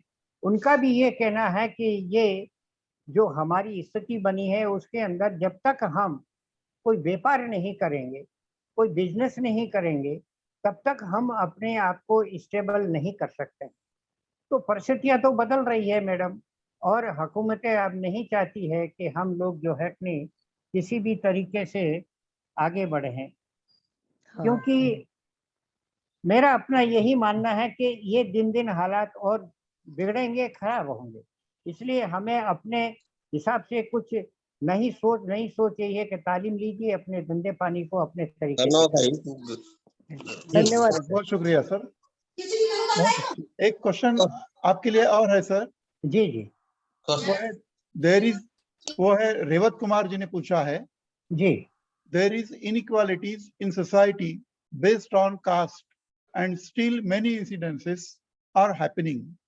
How collectively Ambedkarite people can face and eradicate this menace? मैं आपसे एक और निवेदन करना चाहूँगा कि जैसे कि मैंने बॉम्बे की स्टडीज का आपके सामने जिक्र किया, इसी तरीके से कर्नाटका के अंदर जो मैसूर यूनिवर्सिटी थी, उसमें कुछ दशक पहले अपने ही दलित समाज की एक प्रोफेसर साहिबा थी, मैं उसका नाम इस वक्त भूल रहा हूँ, लेकिन उन्होंने अपनी जो एक पुस्तक लिखी है, उस पुस्तक के अंदर उन्होंने ये बताने की कोशिश की है कि अब हमारे अंदर भी एक न्यू ब्राह्मण समाज का उदय हो रहा है। न्यू ब्राह्मण समाज के उदय होने का मतलब ये है, हालांकि बाबा साहब ने तो तमाम अछूत जातियों को एक हो करके और वैवाहिक संबंधों में बंधने की बात कही थी, लेकिन आज कामले साहब, जब मैं लिटरेचर पढ़ता हूँ, प्रैक्टिकली कुछ लोगों से बातचीत करता हूँ, तो लगता है कि अब हर जाति अपने आप को दूसरी जाति की तुलना में सुपीरियर मानते हुए अपने आप को ब्राह्मण मान रही है। और इस प्रकार के दृष्टांत आपको आप यूपी में मिल जाएंगे, राजस्थान में मिल जाएंगे।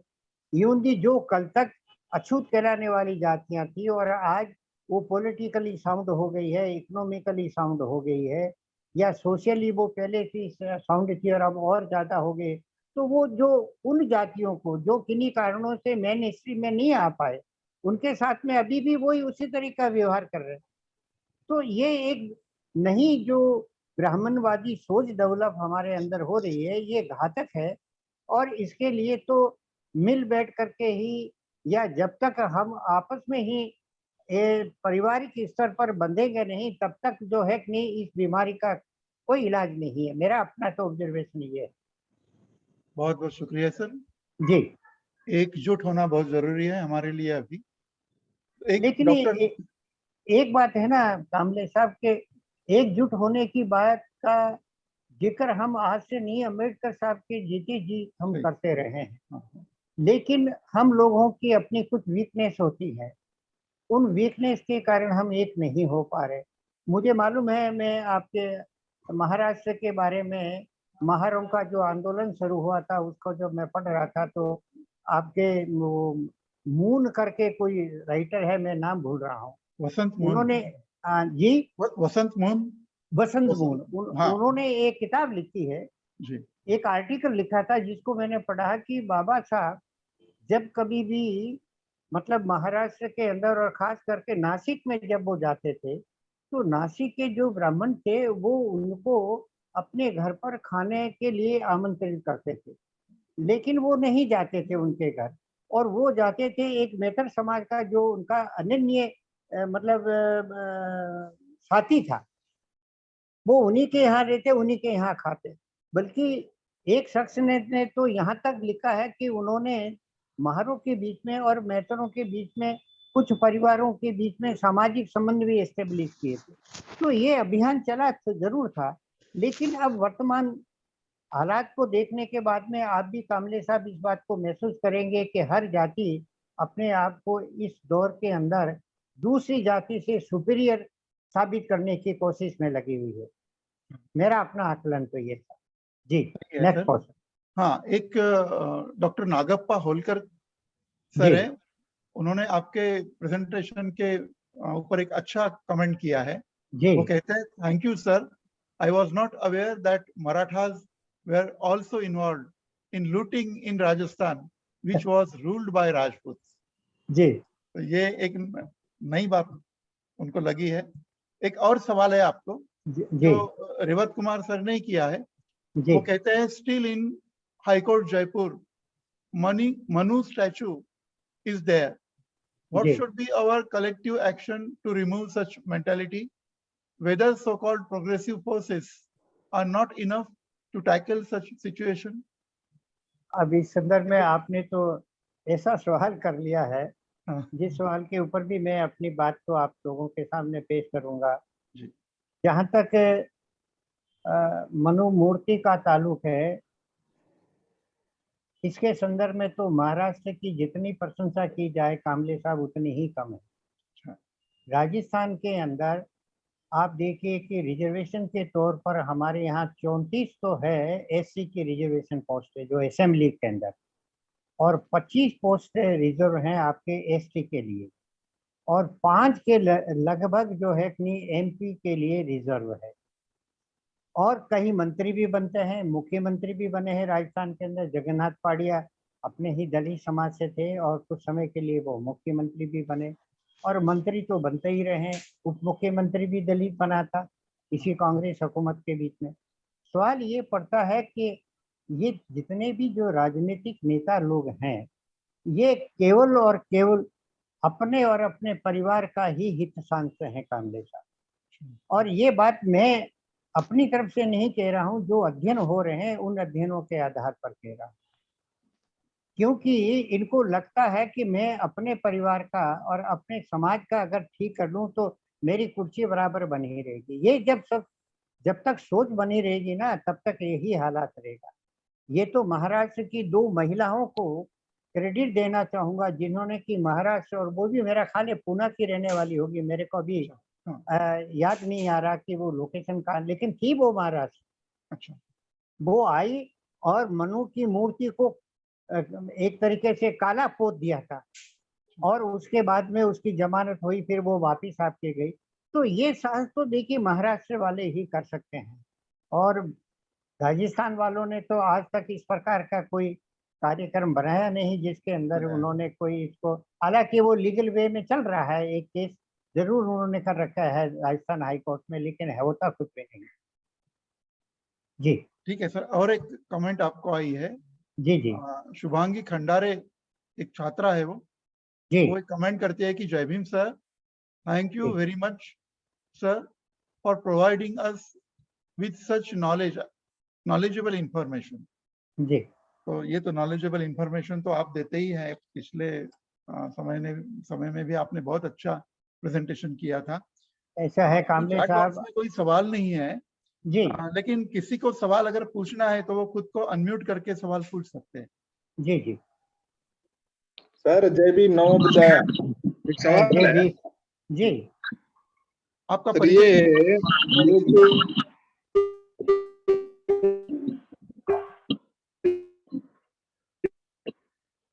डिस्कशन तो कर रहे हैं, पढ़े लिखे लोग क्या कर सकते हैं? ये अवेयरनेस जब तक लाएगा नहीं है। जी। जी आवाज साफ नहीं आ रही सारी। उनके अंदर समान रख रहा है जी। आपकी आवाज नहीं आ रही। जी। देख करके हमसे होगा नहीं बोल कर सकते हैं। क्लियर नहीं मिल रहा सर। नहीं, आवाज- आपकी आवाज सुनाई नहीं वॉइस दे रही है। आवाज वॉइस नहीं आ क्लियर नहीं है चरवैया साहब। जी अच्छा अच्छा उसके सर, बाद ऐसा है, हाँ जो ये अवेयरनेस लाने के लिए आप बता रहे हैं, ये जो अब ठीक है। अभी मिल रहा है हाँ, अब आ रही है आवाज। Okay okay.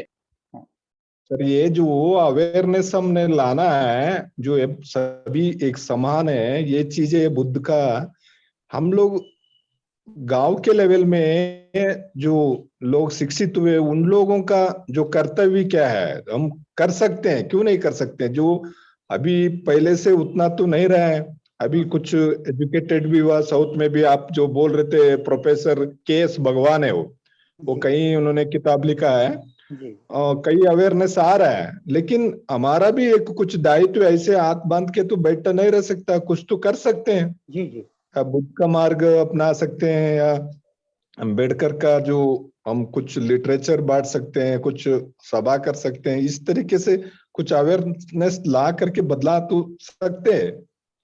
नहीं, तो इस संदर्भ में मेरा निवेदन है कि राजस्थान के अंदर एक वेटरनरी डायरेक्टर हैं, जो उन्होंने अपनी पोस्ट से रिजाइन दे दिया। उनका नाम है एम.एल. परिहार।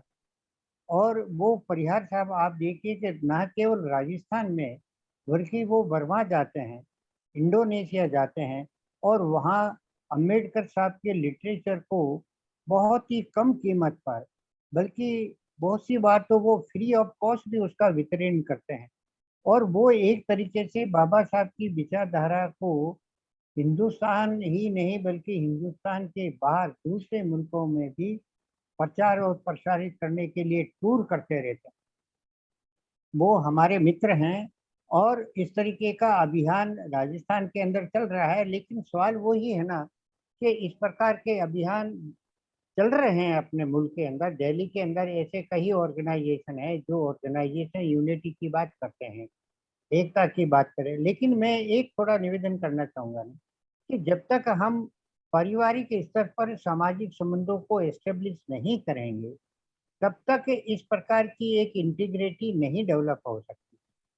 और आज हम देखते हैं कि हमारे अंदर ये ज़्यादा कंजर्वेटिवनेस डेवलप हो रही है कि भाई हम तो, जैसे कोई अछूत जाति पढ़ लिख करके आर्थिक दृष्टि से, राजनीतिक दृष्टि से वो सबल हो गई, तो वो अपने से छोटे तबके के समाज के साथ में संबंध स्थापित करना पसंद नहीं करता। ये जो सोच जब तक रहेगी हमारे अंदर, मेरा अपना ऑब्जर्वेशन ये है कि ये इंटीग्रेशन थोड़ा लंबा चलेगा, तब कहीं जा करके हमें कामयाबी मिलेगी। सही है सर, आपने बहुत अच्छा सुझाव दिया। इसके बाद एक कमेंट है जी एस शेखर इनकी, वो जी कहते हैं कि we found that untouchables social reformers willing to join all untouchable, but politicians are not willing. Is that true? ये सवाल देखिए, है। नहीं, ये कुछ सीमा तक इस बात में दम है कि देखिए, पॉलिटिशियन तो जब बात करता है ना साहब, आप क्या बात करते हैं, मैं राजस्थान के संदर्भ में कहना चाहूँगा कामले साहब, जी। जब किसी तरह की एट्रोसिटी होती है अपने दलित समाज के ऊपर, और जब जाकर के हम किसी एमएलए या मंत्री से कोई बात करते हैं, तो आप उनका जवाब सुनेंगे तो आपको भी बड़ा शॉकिंग ट्रीटमेंट मिलेगा। शॉकिंग ट्रीटमेंट किस मायने? वो कहते हैं कि भाई केवल तुम्हारे वोट से जीत करके मैं नहीं आया हूँ, मेरे को वोट देने के लिए तो सब लोगों ने भी मदद की है, इसलिए मैं उनका भी ध्यान रखता हूँ। इसलिए तो मैंने आपसे कहा था कि इस पूना की यरवदा जेल ने ही हमारा सत्यानाश किया। अगर हमारे लोगों का चुनाव हमारे लोगों के द्वारा होता, जैसा कि कम्युनल अवार्ड के अंदर हुआ था, तो शायद आज ये जो सोच डेवलप हो गई है एमएलए के अंदर, मंत्रियों के अंदर, वो कामले साहब नहीं हो। तो ये पॉलिटिशियन नहीं चाहेंगे कि हम इस प्रकार की सोच को डेवलप करें। सही है। एक मारुति गोखले साहब है, वो सवाल जी। करते हैं आपसे। हाँ हाँ most of the caste belonging to scheduled caste and OBC caste जी are formed their own caste organizations. हाँ हाँ By forming such organizations, these castes are doing identity politics, which is dangerous to the unity of oppressed and suppressed communities. What is your comment on this identity politics? देखिए, मैं इस सवाल के ऊपर जो मेरा अपना नजरिया है, दृष्टिकोण है, वो इस बात का है कामले साहब जी कि जहाँ तक मेरे को थोड़ा स्मरण आ रहा है, बाबा साहब ने भी ये बात कही थी कि जो कम्युनिटीज हैं दलित जातियों की, वो कम्युनिटी अपना जो है कि नहीं अलग से भले ही संगठन रखे, लेकिन क्योंकि हर कम्युनिटी की अपनी अपनी सोशल, इकोनॉमिक और आर्थिक सिचुएशन भिन्न है। एक बात मेरा अपना ऑब्जर्वेशन ये है, तो वो अपना संगठन बना रहे, लेकिन ये एक अम्ब्रेला बनाया जाए और उस अम्ब्रेले के तहत ये तमाम जो कम्युनिटीज के ऑर्गेनाइजेशन है वो काम करें। और ये अम्ब्रेला अगर इस तरीके का, जैसा कि बाबा साहब का भी यही विचार था, और आपको ध्यान में दिलाना चाहूंगा कि जब बाबा साहब ने धर्म परिवर्तन की बात कही थी, तो धर्म परिवर्तन की बात उन्होंने प्रारंभ के अंदर अपने ही समाज के लोगों के संदर्भ में जा करके इसका प्रचार प्रसार किया था। और जब ये कामयाबी मिल गई तो उन्होंने दूसरे तरीके से भी अब दूसरे समाजों के अंदर जा करके इसका बात की। तो इसी तरीके से हर कौम का अगर कोई संगठन बनता है तो वो ठीक है, लेकिन वो एक अम्ब्रेला के तौर पर आ जाए। अब अगर अम्ब्रेला के तौर पर अगर सभी जातियां आकर के एकत्रित होती है और कॉमन काज के लिए लड़ने की बात करती है, तो मैं समझता हूँ कि ये एक बहुत बड़ा अचीवमेंट हो। हमने अरे आवाज है जरा। हेलो, हाँ आवाज आ रही है। हाँ अंदर इस प्रकार का एक एक्सपेरिमेंट किया कि अलग अलग जातियों के संगठन एक जगह आए और एक जगह आकर के एक अम्ब्रेला के तौर पर किसी ऑर्गेनाइजेशन का निर्माण करें। लेकिन आप देखिए कि वो केवल समय के बाद में वो बिखर गया। लोग चाहते ही नहीं है, क्योंकि उनकी अपनी दुकानदारियां जो अपनी जात बिरादरी में चल रही है, वो दुकानदारियां खत्म नहीं हो सकती। और आप जब खत्म करने की बात करते हैं तो पॉलिटिशियन आकर के कहेगा नहीं, हमें ये गंवारा नहीं। तो ये पॉलिटिशियन तो इसी तरीके के करेंगे, लेकिन समय गुजरता है, सोच में परिवर्तन आता है, हालात बदलते हैं, तो आज नहीं कल हो सकता है, लेकिन बहुत लेट हो रहे हैं। It means federation of organisations, जी ये हो सकता है। हाँ जी जी जी हाँ, नागपुर में कुछ ऐसे प्रयास हो रहे हैं शुरू, अब जी देखते हैं क्या होता। एक और जी। कमेंट है योगिता इंगले, अच्छा, वो कहते हैं thank you sir, we should have a active aware of such type of social reformers and raise our voice to stop such type of incident. ये एक सुझाव उन्होंने दिया है या कमेंट किया है, ऐसा हम बोल सकते। मैं आपको बताऊं साहब के बाबा साहब का एक बार जब आगरा के अंदर स्पीच हो रहा था, तब उन्होंने एक बात कही थी कि मुझे पढ़े लिखे लोगों ने धोखा दिया है, जो कि प्राय इस प्रकार की बात संबोधन के माध्यम से या चर्चा के तौर पर कही जाती है। उसका कारण भी यही था। आपका महाराष्ट्र के अंदर खेल लौंजी करके कोई जिला है, खेल लांजी है, मैं उसके नाम के हाँ खैरलांजी खेल लांजी है ना। खैरलांजी, हाँ हाँ भंडारा हाँ जिला। हाँ है। तो अब आप देखिए, गोवा के अंदर तेल तुंबड़े करके एक आपके महाराष्ट्र के ही प्रोफेसर है, और जो गोवा के अंदर सर्विस करते थे, उनकी ही एक किताब मैंने पढ़ी है। और उस किताब के अंदर उन्होंने इस बात को ये कहा है कि आपके खेल लांजी के अंदर जो एक परिवार था, उस परिवार के खेत में से एक रास्ता निकालना चाहते थे, तथा कथित उस गांव के सौंड का। तो उन्होंने हाँ नहीं भाई, उन्होंने कहा कि आप अपना रास्ता अपने तरीके से निकाल ली, लेकिन जब उनके ऊपर ज्यादा दबाव पड़ा तो ऐसी स्थिति में उस परिवार ने थोड़ी सी जमीन रास्ते के लिए उनको दे दी। अब रास्ते को जब दी तो उन्होंने कहा कि इस रास्ते से काम नहीं चलेगा, आप और हमें जमीन दीजिए, तो उन्होंने उनको मना कर दिया। नतीजा क्या हुआ कि उस खेर लांजी के अंदर उस परिवार की 2 लड़कियां, उसकी पत्नी और एक उसका लड़का था, उसका उन गांव के लोगों ने कत्लेआम कर दिया। और कत्लेआम करने के बाद में केस की इंक्वायरी हुई। अब आप देखिए उसके अंदर लिखने वाला क्या लिखता है, थानेदार अपना एससी का था, एसपी एससी का था, और उसके ऊपर वाला अधिकारी एससी का था, और इसके बाद में जिस मजिस्ट्रेट के पास में केस गया वो भी एससी का था, लेकिन इन तमाम लोगों ने जो है कि उस केस के अंदर उसको कोई राहत नहीं दी। कहने का अभिप्राय है कि आज हर आदमी मतलब सरकारी नौकर बन करके और सरकार के तहत काम करना चाहता है, लेकिन समाज सुधार के लिए वो सेक्रीफाइस नहीं करना चाहता है। और यहाँ तक कि वो अपने रिटायरमेंट के बाद में भी इस प्रकार के अभियान के साथ में नहीं जुड़ता है, क्योंकि वो फिर भी उम्मीद करता है कि मेरे को रिटायरमेंट के बाद में हुकूमत किसी कमीशन का, किसी ऑर्गेनाइजेशन का चेयरमैन या मेंबर बना दे। तो जब तक इस प्रकार की सोच के अंदर कामले साहब परिवर्तन नहीं होगा, तब तक इस प्रकार की जो बात आप और हम कर रहे हैं वो कामयाब नहीं हो सकती। ये मेरा ऑब्जर्वेशन। सही सही ऑब्जर्वेशन है सर आपका। एक जी और कमेंट है नागप्पा जी होलकर सर ने की है। वो जी कहते हैं बुद्ध धर्म के द्वारा ही सारे बहुजनों में एकता लाया जा सकता है। हाँ, बाबा साहब ने ही यह फॉर्मूला बताया है। मैं आपकी इस बात से 100% सहमत हूँ, लेकिन इस पर एक कमेंट करना चाहूंगा। जी जी जी। कमेंट ये है, वो कहते हैं कि जहां जहां संतन के पांव पड़े वहां वहां पर बंटा धार हो गया।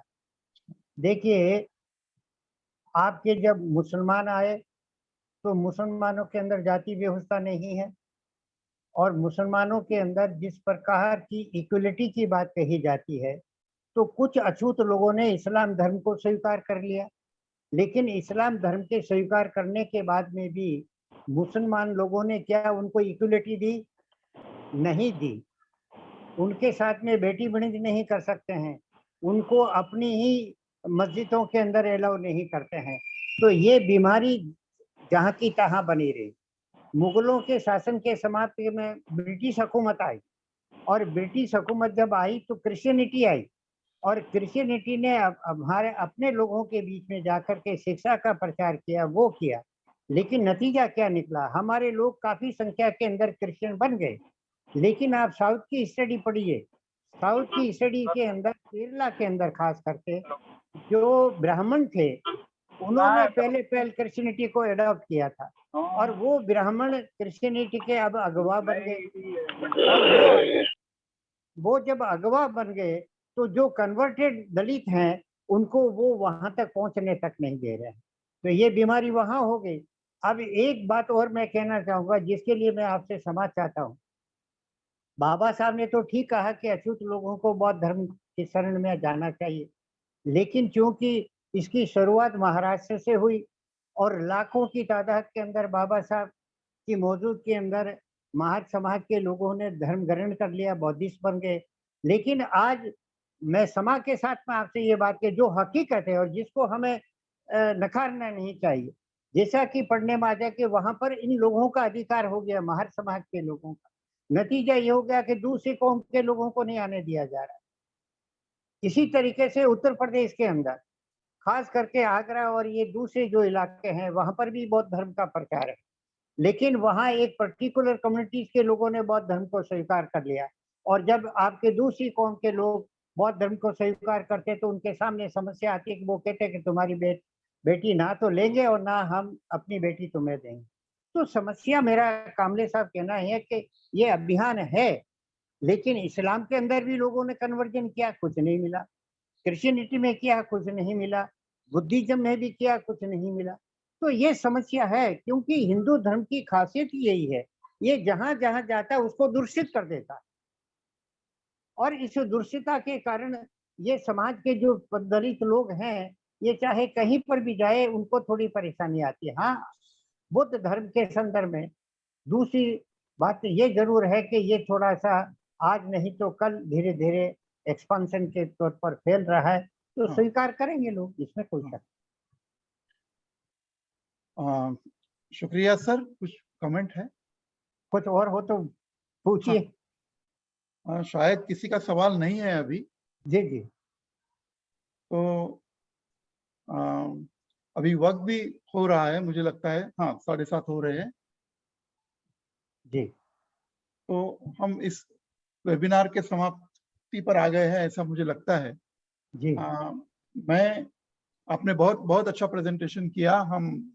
यानी बहुत ही हमें एक सुख मिला, चैन मिली कि बहुत अरसे के बाद एक अच्छा प्रेजेंटेशन आपके द्वारा हुआ है, बहुत अच्छी जी। बात है।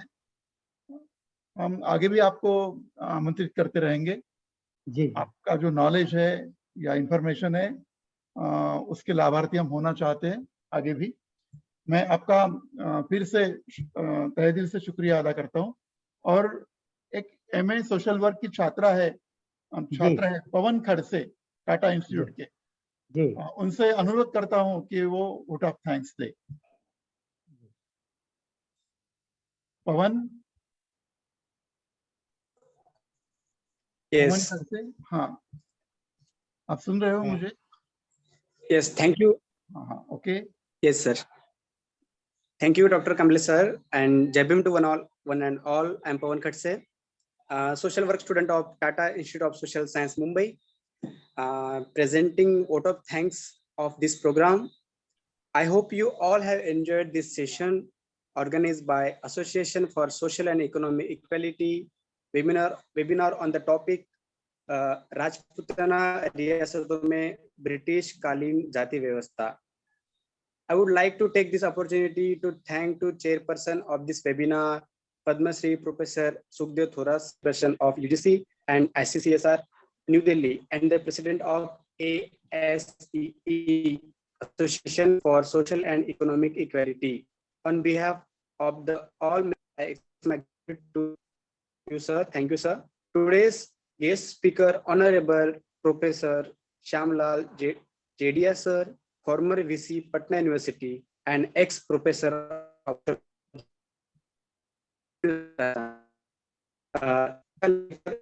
का जो टॉपिक था राजस्थान रियासतों में ब्रिटिश कालीन जाति व्यवस्था. Thank you so much sir.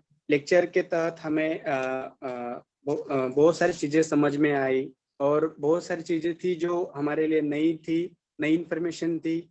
उसमें आपने बताया कि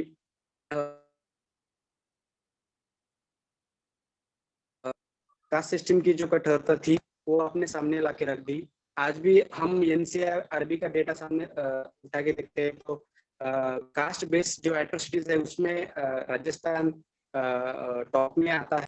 राजस्थान इनकी ये टॉप में आते हैं. आपने जो वर्ड बताया पाइस, हमारे नया वर्ड है पाइस, मतलब कि जो अच्छे बोलते हैं खुद के लिए कि आपने जो बताया कि yes I am coming and you can be silent. और आपने जो बताया कि राजस्थान में जो अनटचेबल्स लोग थे जो कौवे का पंख लगाते थे, वो एक खुद की वो आइडेंटिटी वो बताते थे. उसी तरह से महाराष्ट्र में भी कुछ आइडेंटिटी पेशवाओं ने भी हमारे लोगों पे लगाई थी, जो कि गले में मटका और पीछे झाड़ू वगैरह वो लगाते थे. आपने बहुत अच्छे तरीके से क्वेश्चन के आंसर दिए, सिचुएशन को ध्यान में रखे और जो अपने पार्टिसिपेंट्स थे उनके भी सैटिस्फैक्टरी क्वेश्चंस के आंसर देने के लिए thank you so much sir. मैं आपका बहुत शुक्रगुजार हूँ कि आप आज के प्रोग्राम में आपका अमूल्य वक्त निकल के यहाँ पर आए. I also express my gratitude to Gautam Kamble sir, Dr. Trilok Hazare sir and Professor Vidya Chorpagar ma'am, the many more members of the association who have contributed to these events to make it successful. Thank you Shuddhodhan for handling the technical things. Thank you Kranti Khode ji for introducing our today's guest speaker. I would like to thank to all the participants, member for their presence and enthusiastic participation and for their questions to make this session more engaging and interactive. Thank you each and every member of the association for their cooperation and making this session very successful. Thank you one and all, and Jai Bhim. Over to you, sir. Okay, thank you पवन. इसी के साथ हम अगले इतवार को एक नया webinar का विषय लेके आएंगे. सभी ने इस वेबिनार में अपना पार्टिसिपेशन दिया, इसके लिए मैं सभी का फिर से धन्यवाद देता हूं और रुक जाता हूं. धन्यवाद. Thank you, sir. Thank you. Thank you sir.